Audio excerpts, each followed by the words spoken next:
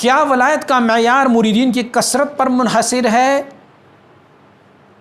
بالکل بھی نہیں منحصر۔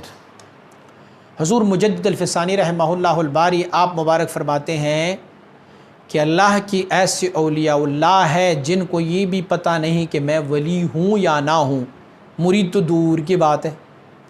بھائی اگر کثرتی مریدین پر ولایت کی مراتب ہو جاتے تو آپ مجھے بتائیں آج کل کی پیروں کی مریدین زیادہ ہوں گے یا مجدد الفسانی کی؟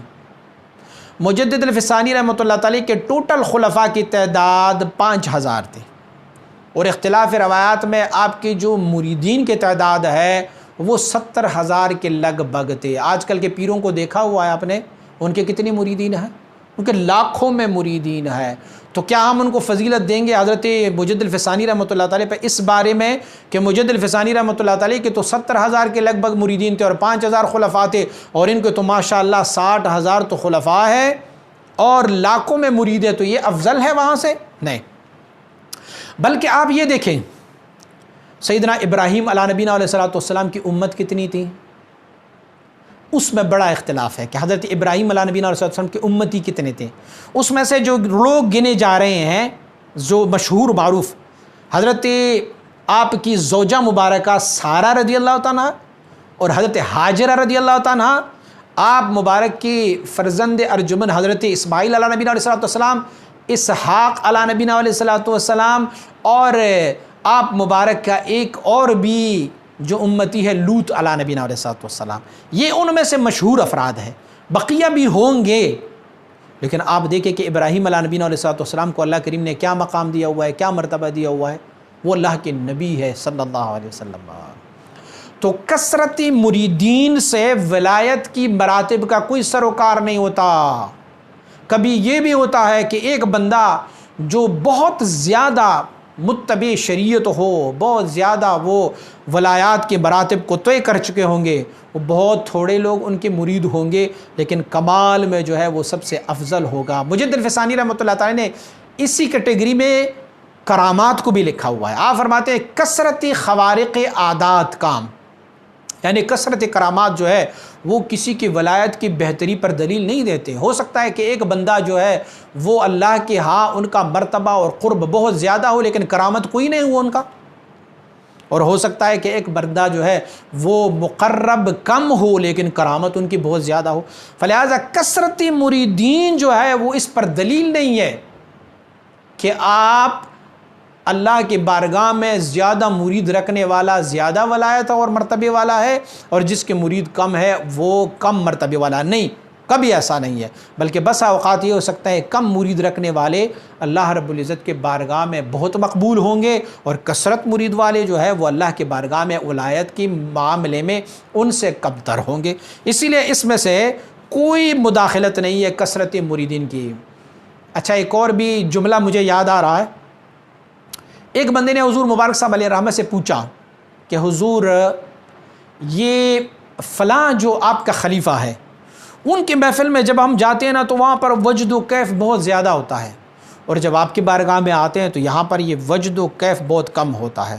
تو آپ مبارک نے ان کو مجدد الفسانی رحمۃ اللہ تعالی کا ایک قول نقل فرمایا ایک ہوتا ہے کیفیت، ایک ہوتا ہے کمیت۔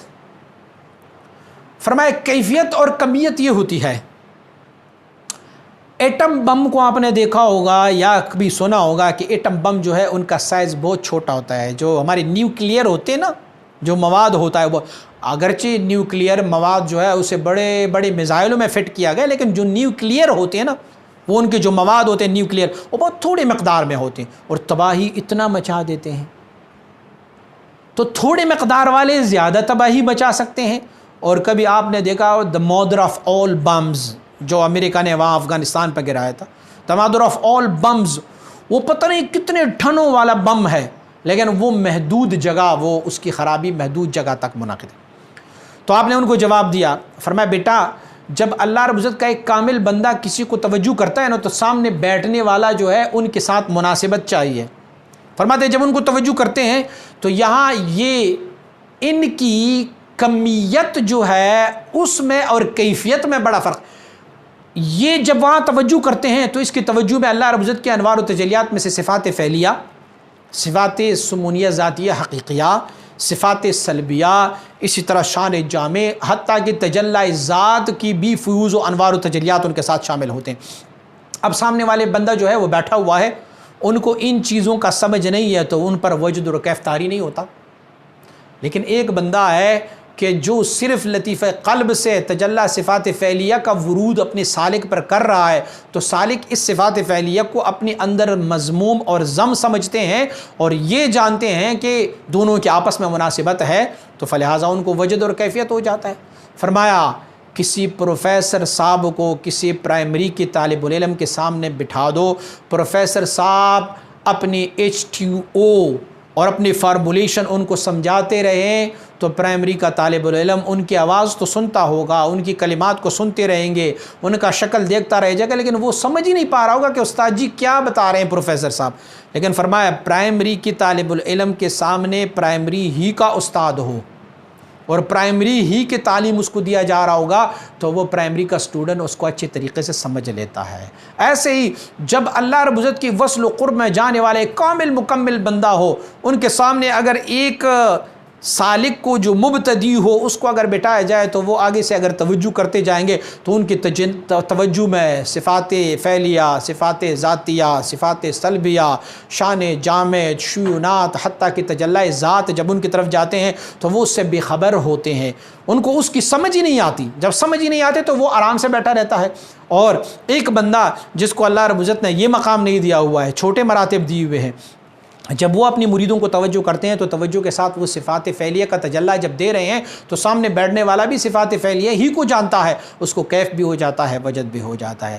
فلہذا کثرت مریدین یہ ولایت کی اعلیٰ اور برتری پر دلالت نہیں کرتی، بسا اوقات کم مریدوں والا اللہ کی بارگاہ میں بہت زیادہ مراتب والا ہو سکتا ہے اور زیادہ مریدین والا اللہ کے بارگاہ میں کم مرتبے والا ہو سکتا ہے۔ اسلامی ویڈیوز کے لیے ہمارے YouTube چینل کو سبسکرائب کریں اور بیل آئیکن پر کلک کریں اور ویڈیو کو لائک، کومنٹ اور شیئر ضرور کریں۔ جزاک اللہ۔